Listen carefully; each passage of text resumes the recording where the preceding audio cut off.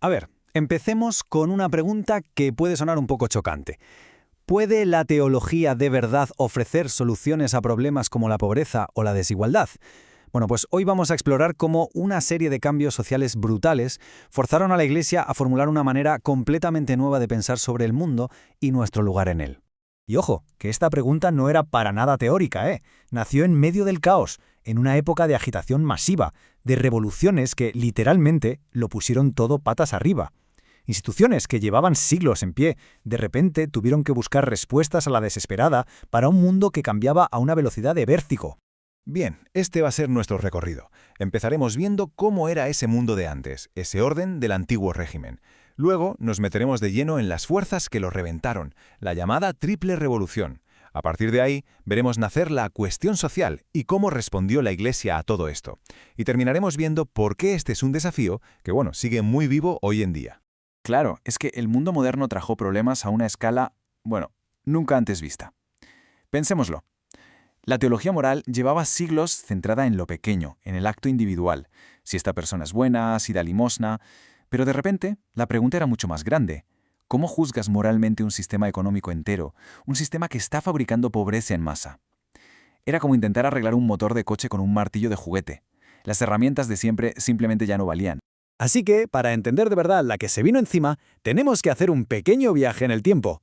Vamos a ese mundo que desapareció, a ese orden social que conocemos como el antiguo régimen.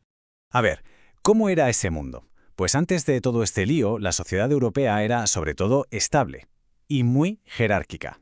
Todo el mundo tenía su sitio bien definido. Eras campesino, o del clero, o de la aristocracia. Y todo esto se sostenía sobre la idea de un bien común, una especie de armonía donde cada pieza del puzzle, cada estamento, tenía su función para que el conjunto funcionase. Y aquí está la clave de todo. El cambio es brutal.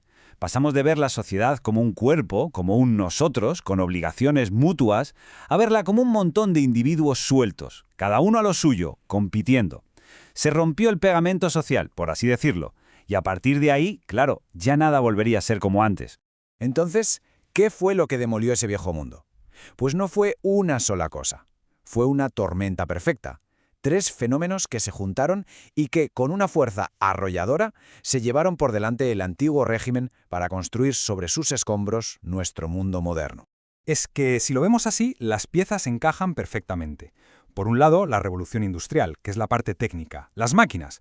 Por otro, el capitalismo, que es el sistema económico, el capital privado que contrata gente por un sueldo para ganar dinero. Y para rematar, el liberalismo, que es la ideología, la justificación que dice, que la búsqueda del beneficio individual es buena para todos. Técnica, economía e ideología, una combinación imparable, claro.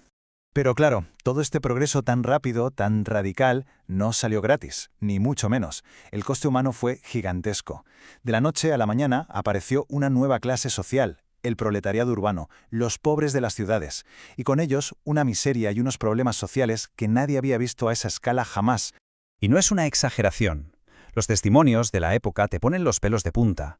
Fijaos en esta descripción de las calles de Londres. Hormiguean, más marchitos, más pálidos, más deformados. Es que no estamos hablando de un debate teórico en un despacho, era el sufrimiento real, en la calle, el combustible de esa nueva máquina del progreso. Y lo más tremendo fue el cambio de mentalidad, porque en el antiguo régimen el pobre era parte de la comunidad, una responsabilidad de todos, pero con la nueva ideología liberal, ser pobre pasó a ser casi un delito, se convirtió en un fracaso personal. Ya no eras un desgraciado al que ayudar, sino un vago sospechoso que no quería trabajar. El cambio es de 180 grados. Aquí está el meollo de la cuestión. La sociedad moderna crea un problema enorme estructural, la famosa cuestión social, pero la ideología que la gobierna dice que la culpa y la solución son individuales, o sea, búscate la vida. Esta contradicción era un callejón sin salida. Era obvio que hacían falta respuestas nuevas. Y en medio de todo este lío, la respuesta empezó a gestarse desde un lugar que quizás muchos no esperaban. La propia Iglesia, que se vio de frente con una crisis humana y social brutal, empezó a articular, a construir poco a poco un nuevo mapa moral para navegar este mundo tan nuevo y tan hostil. Y así nace lo que conocemos como la doctrina social de la Iglesia o DSI. Y es importante entender esto. No es un partido político, no es una ideología como el socialismo o el liberalismo que te dice cómo montar un gobierno. No, su objetivo era otro. ofrecer unas gafas, un marco de principios morales y teológicos basados en el Evangelio para poder mirar, entender y juzgar lo que estaba pasando en la sociedad. Claro, esto no fue cosa de un día. Fue un proceso, un desarrollo que fue cogiendo forma poco a poco. Pero si hay que marcar un antes y un después, ese es sin duda 1891, con la encíclica Rerum Novarum. Ahí, por primera vez, el Papa aborda de lleno el problema, la cuestión obrera. Ese es el pistoletazo de salida de la doctrina social moderna, y a partir de ahí se ha ido construyendo toda una tradición de pensamiento hasta hoy. Y para que quede claro, aunque suenan parecido, hay una pequeña diferencia. Digamos que la teología moral social es como el laboratorio, la reflexión de fondo, más teórica y sistemática. Y la doctrina social de la Iglesia, la DSI, es la herramienta que sale de ese laboratorio. Es mucho más práctica, está pensada para responder a problemas concretos de la historia. Su lema es ver, juzgar y actuar. O sea, su objetivo final es mover a la acción para cambiar las cosas. Y podríamos pensar que esto es cosa del siglo XIX, pero nada más lejos de la realidad. Esos desafíos que vieron nacer a la DSI no solo no han desaparecido, sino que hoy, en un mundo totalmente globalizado, son todavía más complejos, están más enredados que nunca y, claro, nos plantean dilemas morales nuevos y complicadísimos.